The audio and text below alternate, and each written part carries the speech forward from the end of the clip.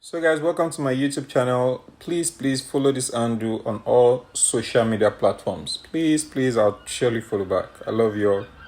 So I'm telling you a real life story. Like, yeah, this happened to a former colleague of mine. This is a story of his life. He can't be here to share it, and I'm just here to share because there are a lot of guys out there that needs this information, that needs this for different reasons, for encouragement purposes, for people are in different situations right now, and this story is really going to help you. I need you to just sit down, relax, get a bottle of drink, because I don't think you're going to finish that bottle of drink. It's going to be very emotional, because this topic is about now. This is very sensitive because I don't want to be flagged. I don't want this video to be flagged. So this girl and this guy met each other, exchanged contact, and they got talking. I think this girl is 20 years old. She's 20 years old, and she was 20 years old as a then, and I think the guy was in his late 20s as a then, as a when this thing happened. So they got talking. They exchanged contact, and the guy. I think the guy invited the girl for the first time after 2 weeks of meeting. The girl came over to his house, and they had a good time. No sex. They got to know each other. They had fun. It was really a time for bonding, but nothing intimate. So they got to meet again after like 3 months. The girl came again to his apartment. This time around it was hot smushing. They really smooshed, like hot smushing. Apparently, the guy asked her out the first time they met, and she was like, she's not interested in anything serious. That she just wanted to have fun. After all, I think she's young. So what do you think? She's just a young girl. So the guy was still persisting. He was keeping in touch. They were both talking on the phone and stuff like that.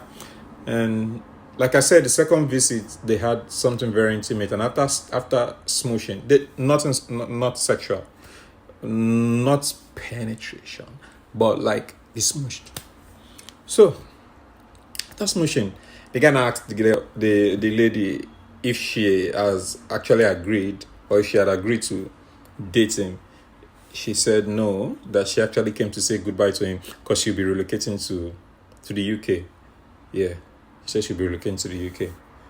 So, and for her studies. So after that day, the guy kept sending messages to her. He wasn't getting any response. Sending messages to her, no response. So at some point, he gave up. Now, after 6 months, this girl sent a message. And like, no, not even a message. She called and was like, this reverse psychology girls do. Let me call his name. David, you're a bad boy. You forgot me all these months. You never even checked up on me. You never even cared about my studies. I told you I was going to study. You didn't even care. And look, I didn't even go again because of the COVID. I couldn't even make it anymore. I didn't do this. And you didn't even check. You're a bad person. You're a bad friend. And why are you asking me out? You don't care. So what's the point of asking me out? So the guy was apologizing. Just apologizing. Girl saying people are talented. So last, the girl was like, okay, where are you now? I'm coming to see you. It's been a long time. Let's catch up and stuff like that. So the girl came around. Yeah, the girl came. That was the third visit. This is the D-Day. Guys, pay attention. No jokes here. It's a real life story. I'm telling you guys. So I'll just try my possible best to cut this long story short.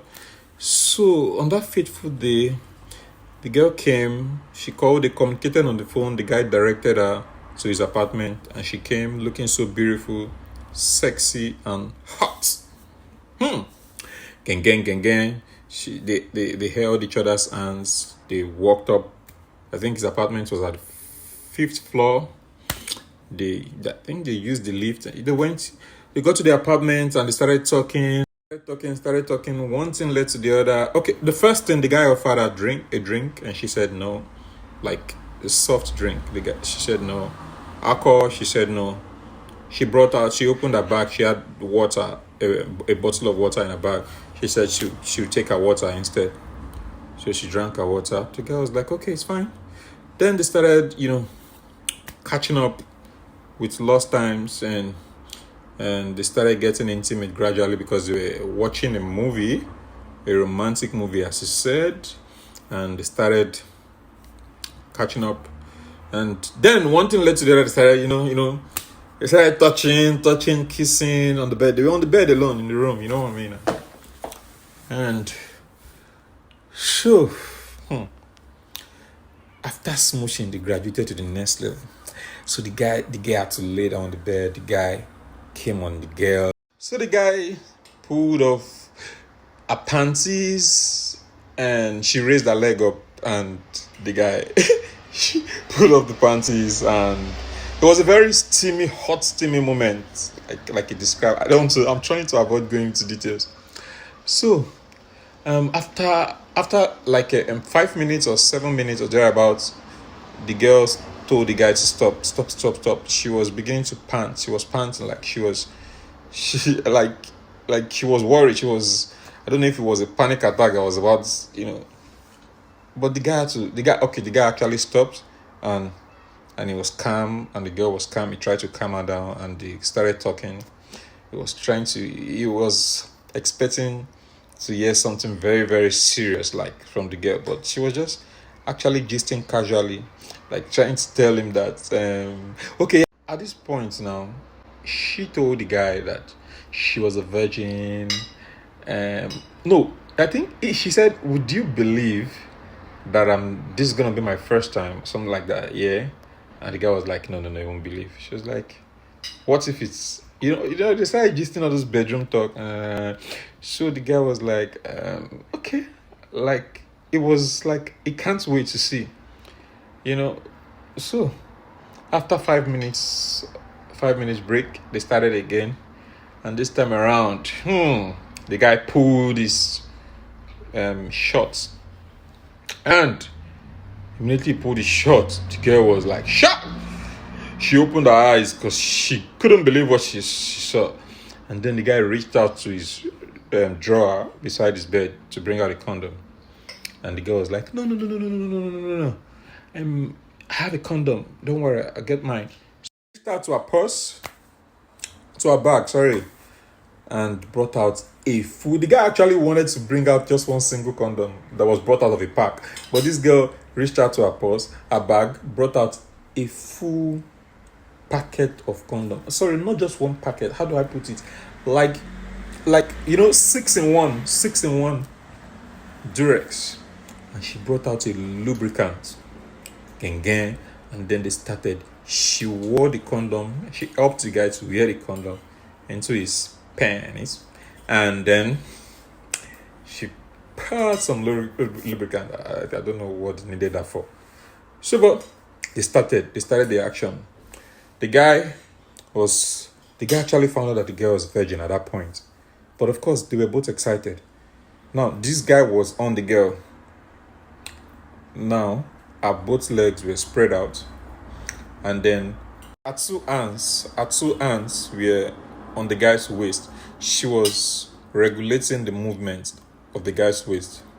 So, because it was first time, the guy, of course, he couldn't penetrate just once like that.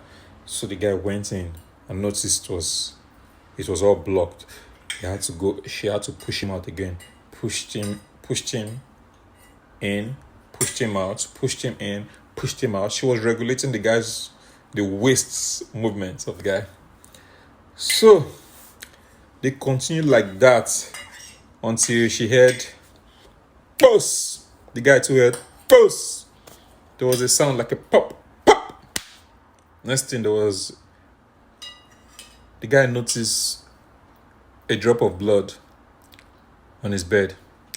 And he was like, immediately they heard that sound, pop. The girl just pushed the guy out. Pushing like serious push. Just pushed the guy. Pop. This is the end. No. I can't believe I just had sex. I can't believe I just had sex. I can't believe I just had sex. But you know that trauma that comes with first time. You know when you're expecting something and you got something totally different from what you're expecting. You know that trauma that comes, like she was. I think I don't.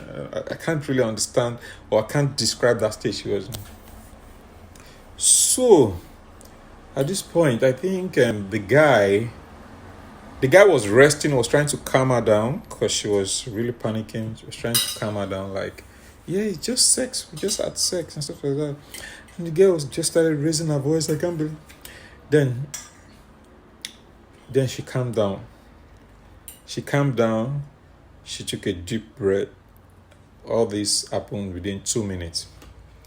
Then the guy was trying to take out his condom. He had already given up. And he allegedly said that the girl offered to take out the condom for him. So she took out the condom. She was like, the guy allowed her to take out the condom. Romantic for your girl to help you take out the condom. So she took the condom out and she held it to her fist tightly. And the guy was like, at first he didn't perceive anything sinister. He didn't perceive any shady action or intention from the lady.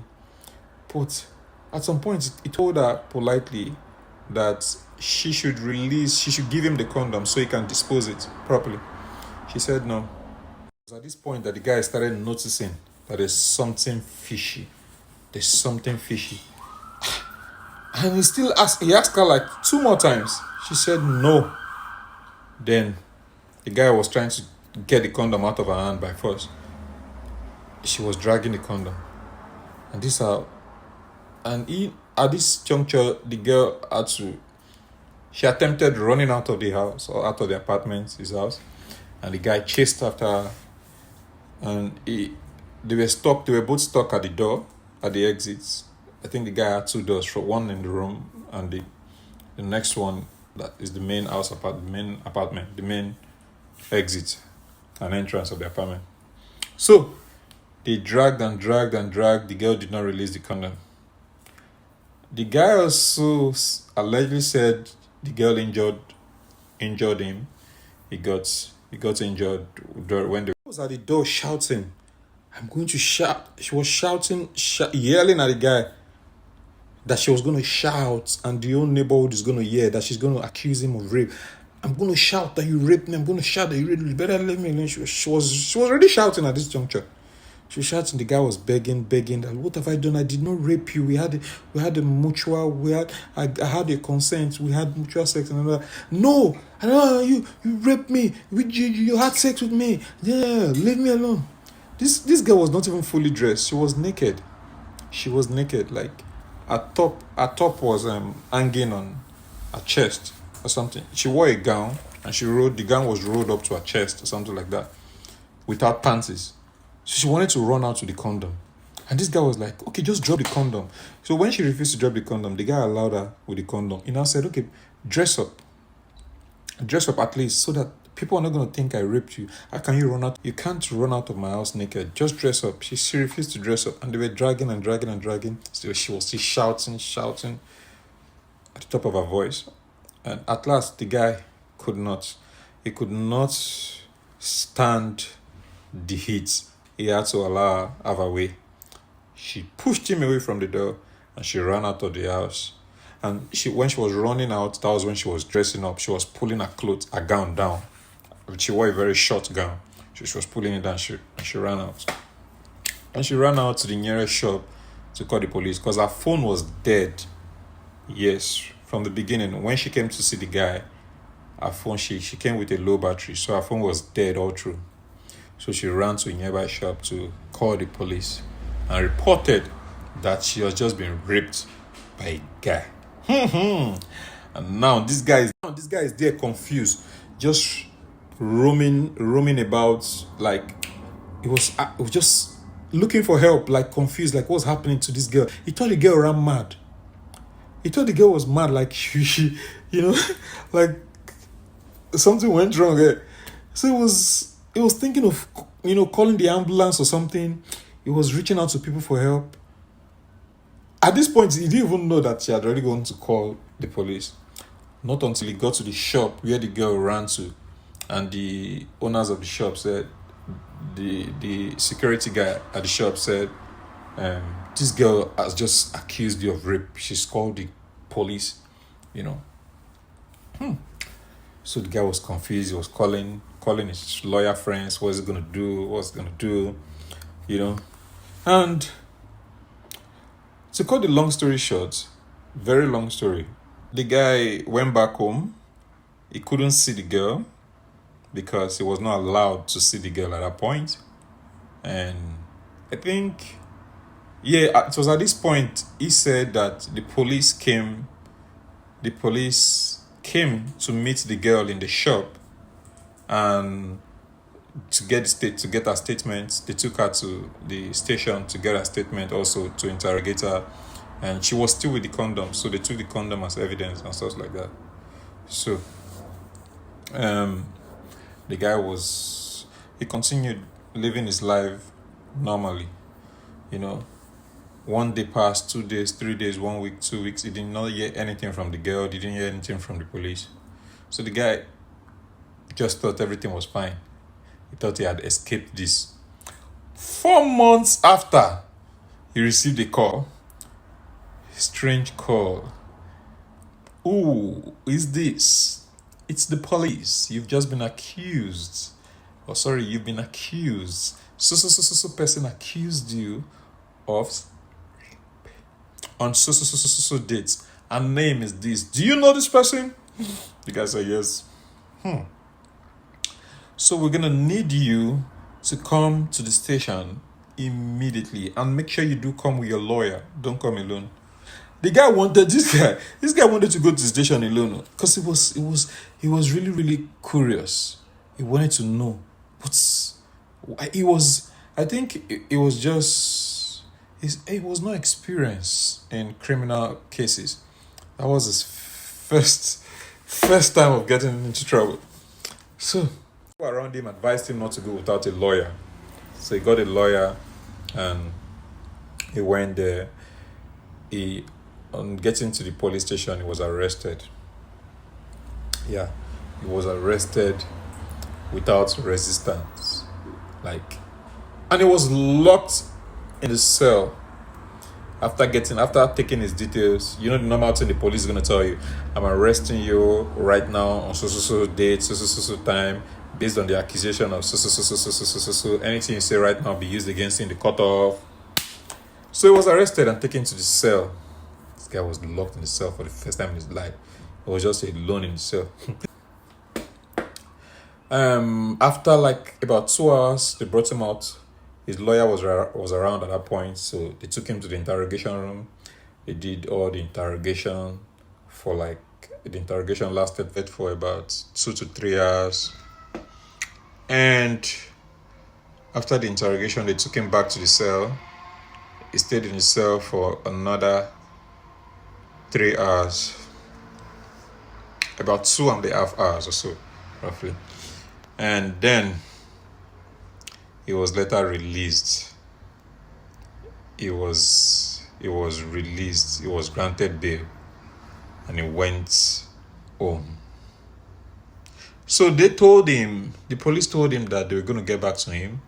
They have all their evidences. They took his what do they call it? They took his sample for DNA testing to be sure that he actually slept with this girl. Remember, the police had the condom already, so they took his saliva. So seized his phones, and his laptop, and just his phone and his laptop. They didn't even allow him to transfer anything. You're not allowed to transfer any contact or anything. Just took your phone and everything. So this guy's life, at this point, his life was coming to an end. He was seeing it in his face like this. This guy lived like that in panic mode for how many months? He did not hear from the police because the police said they're going to get back to him. They're going to deliberate on his case, whether he's going to be charged to court or whether he's going to be freed or vindicated. The guy was waiting for how many months? Just exactly after a year.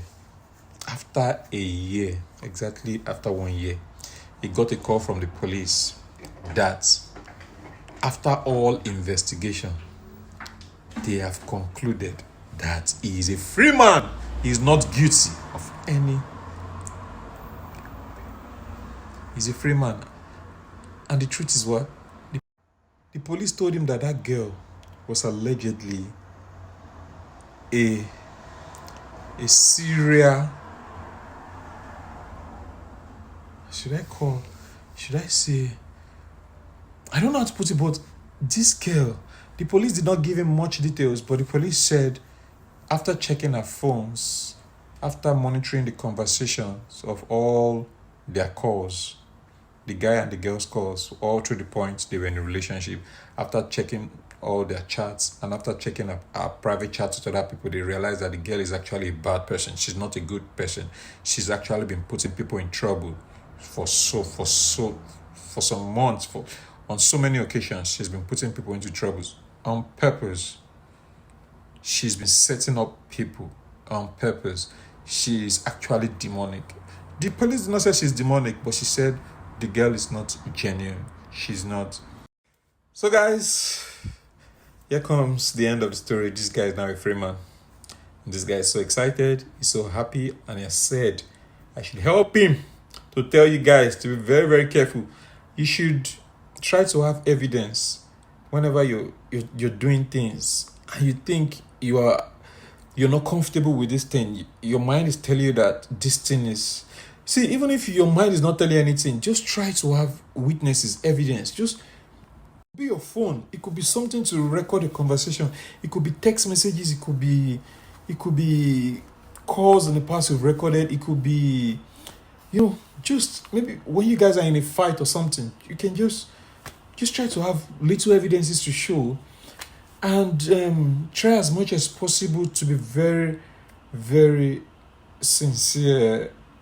So you have to speak up if you have been or you've been accused of and you're innocent. Speak up.